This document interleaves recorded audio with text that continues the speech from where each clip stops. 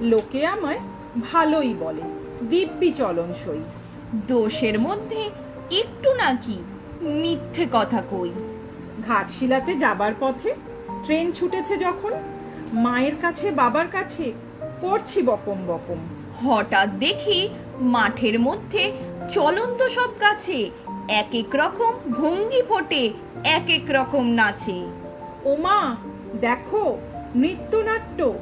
যেই বলেছি আমি, মা বকে দেয়, বড্ড তোমার বেড়েছে ফাজলামি।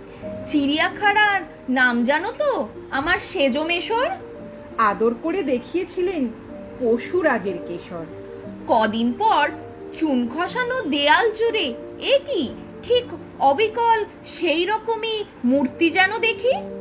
ক্লাসের মধ্যে যেই বলেছি সুরঞ্জনার কাছে, জানিস আমার ঘরের মধ্যে সিংহ বাঁধা আছে। শুনতে পেয়ে দিদিমণি অমনি বলেন, শোনো, এসব কথা আবার যেন না শুনি কক্ষনো।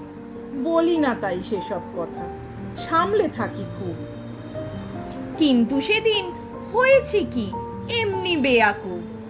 আকাশ পাড়ে আবারও চোখ গিয়েছে আটকে।